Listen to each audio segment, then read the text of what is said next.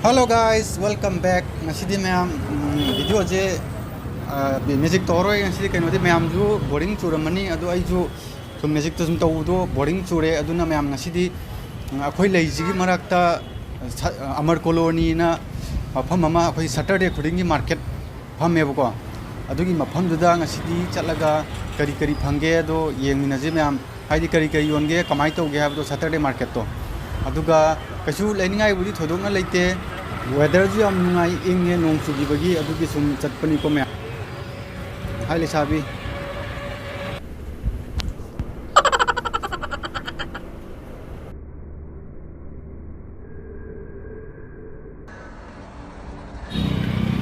मांगदना आइगी चाथुबिगा आइगी wife का सली ma'am खाव पायरगा पोत चैचे सुम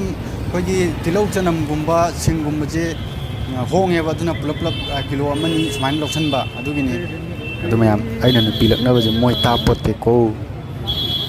होजिक नुंदारमगी पुंग 3 का मिनिट 30 चले मणिपुरददी मैम होजिकसे पुंग मतमने हाइदी मई थानाराबा मतमने अदु दिल्ली ददी नाली मंगान फजना लेरी हाइतारे द पुंग मुक की चांग पुंग अमगा मखाई मुक की चांग खेनै मणिपुरदना हाना नुमिताय अदु दिल्लीदना पुंग अमा मखाई मुक पुंग अमा मुक चोंदरगा नुमिताय अदुनने अदु गाड़ी लाइट पुदी अदुम मैम गाड़ी लाइट पुदी हुजिक थानबो दुम हौनरे पुंग अमम द्रि हाइबो आनी मंगान खितंग दि अदुम लेरी हाइबो आनी गाड़ी लाइट थालागा दुम थौनरे अदु मैम न जुम उबिरमनी अदु सुम चटना मैम योबा खंगौदना बसुम वारी छारगा मैम चमिनजी अदुगा मैम दिल्ली की कलकपा अमनको अखोगी नाकन योलुमजे उजे फजना थाइबो सरोक की मताय मताय जे उ फजना हौएबा यंगो मैम उवा फजना थाइ सिमदि मैम कलए सुमाइना उ मैम थाबजना मैम पोल्यूशन थोपगी चांगजे हंदले हाइतारे पोल्यूशन थोंदबा हाइतारे उवा था मैम थाबजना अदुगा मैम सिदैजिदा लाइ फोटो मैम थेलजे मैम करिगो तो माले गेस तोबियो सिजे मैम अतगी नतेबा पीके दा खोगी ममाइदा खुपाक थादनबा लाइ फोटो थेटपदो अदुगी फॉलो तोइनेबा हाइदि अमम मनिना मपान निपान थोकजनदनबनेबा अदुगा स्वाइगी अंगानबा मैंगान फंगबा मपाजितना थेटते तो मैम होजिक मैम फाइनली योक्सले मार्केट मचिन योक्सले होजिक फुंगाव योनबा लेरे सिदा दुगा सिगी मार्केट से मैम सिगी फम्मा मार्केट नते सैटरडे खत थांग खत फम्मा मार्केट को सिजा हाइदि पुंग अनि अहुम अदाइदि मोय स्टेज के सेमनी अदु पुंग मरी अदाइदि फजना योनबा हौबदुना पुंग 12 12 अदाइबो खतनी योनदो जे अदुगा लोइरे नोंग खतंगी मार्केट नेबा योक्सले सिदगी राइट साइड लोमदा लेचला कांदा लेरे दुगा आदा लाइबा ट्रेन जे मैम लोकल ट्रेन दिल्ली मनुंग खत चेनबा मेट्रो हाइदो दिल्ली मनुंग खत चेनबा ट्रेन नि सिदगी राइट साइड लोमदा चंगा कांदा उजी अखोइना चंगदो मफम जे मैम फिरोन खुंगुप केके योन मफम ने अदुगा कोइगी तिलौ चनम केके योन मना मुस्ते थोला कांदा सनाकन चत्तोइने si manung jia petang kari kari yon ke habdu mayam yang sida angangi sanapot yole aduda chanpagi gari gumba adigi ai kari kari sanapot yauge yengi yaubri yengji yaudra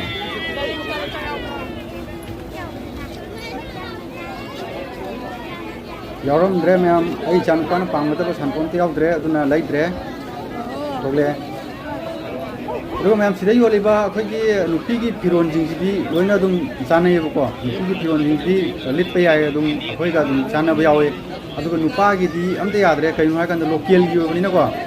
फुंगाव दजो अखोगी पॉकेटगा print फुदला लैरोंगा साथनबी अदुगी फुंगाव चप्पगा सांगदी आदि मयांगी फुंगाव हाइतारेना दुमाइलो Taiba अदुना अखोइ north east का मणिपुरीगा चानाद्रे हाइतारे फुंगाव फिरोनजे fit तो जो check कुचत अखोइ मयांगी ओइबा local गी ओइबनिना को याद्रे चेकपदि अखोइ नुपागी ओइनादि अदुगा नुपीगी ओइनादि से दुम येंगबियो से लुपा चनी खतनी सिदगी दुम अपामबा खंदे याय अयुंगदांग लेबदा लिनानाबको अदुम यायबा सिगे नुपीगी ओइनादि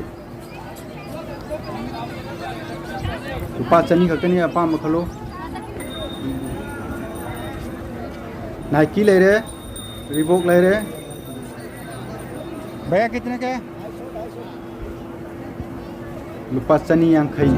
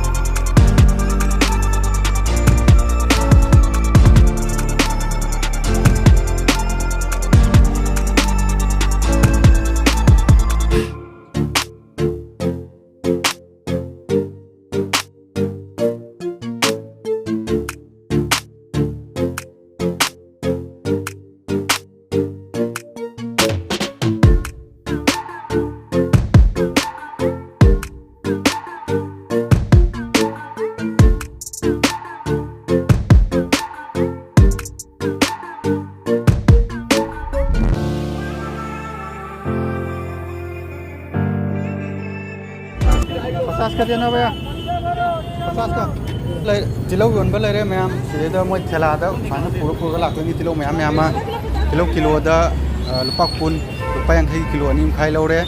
सिंग किलो मखाय मा लुपा यांखै चनम किलो मखाय मा लुपा फु लौरे मैम अनांगैगी फुरित अनि हुम अमा लेरे सेम किलो अमा लेरे ngasiगidi matang silo sinjarage ma'am bye bye.